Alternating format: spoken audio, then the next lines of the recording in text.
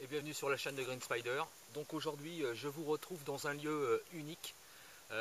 Pour ceux qui souhaitent savoir où ça se trouve, eh bien nous sommes à la limite entre la fin de la forêt domaniale des Couves et à la limite du parc régional Normandie-Maine et plus particulièrement donc la limite des Alpes-Mancelles.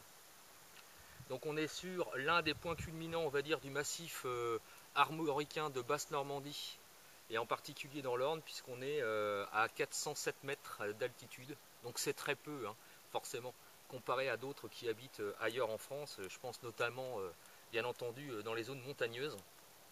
Quoi qu'il en soit, ici, pour arriver jusqu'à ce lieu, il faut emprunter quand même, comme vous avez pu le voir, une pente qui ne fait pas moins de 34%, donc c'est un petit peu compliqué parfois, surtout quand on est avec le vélo. Donc il y a une piste VTT qui fait tout le tour sur la crête, qui est vraiment magnifique. Donc j'aurai, je pense, l'occasion de vous montrer quelques images. Donc il n'y a rien de particulier, c'est juste de vous montrer aussi que les sorties nature, ça fait partie de ça. Moi je suis un grand amateur de photos. Pour ceux qui me connaissent un petit peu sur la page Facebook, je vous laisse d'ailleurs le lien pour aller voir éventuellement si ça vous intéresse au niveau des photos. Je pratique autant les activités outdoor, ce qui nous intéresse, que également allier l'utile à l'agréable, donc maintien de la forme en pratique de VTT. On emmène du matériel, on peut rester la nuit, faire un bivouac.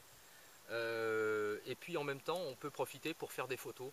Voilà, donc c'est le but en fait, de plus en plus en ce qui me concerne.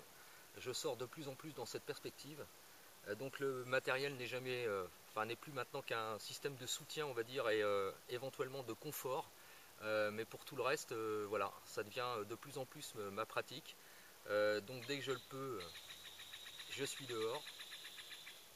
J'espère que vous avez entendu, j'ai été repéré. C'est ça aussi la pratique. On se rend compte que quand on ne fait pas de bruit, ou en tout cas le moins possible, on passe relativement inaperçu, mais dès qu'on commence à signaler un peu notre présence, eh bien la forêt se charge de rappeler à tous les autres habitants qu'il y a un intrus. Voilà, c'est le rôle aussi des oiseaux d'ailleurs, que de signaler qu'il y a un intrus qui est dans les parages. Voilà, donc j'espère que ça vous plaira. Je suis ici vraiment, comme vous pouvez le voir, avec un champ de bruyère entouré d'abeilles qui viennent butiner. N'oubliez pas que quand vous allez dans la verte et en particulier en forêt, faites bien attention à votre environnement. Il y a un écosystème qui est parfois assez sensible, comme ici. Donc faites attention où vous mettez les pieds. On ne sait jamais. Il peut toujours y avoir quelque chose de vraiment particulier. Donc quand on marche, il faut toujours essayer de marcher de façon précautionneusement d'ailleurs.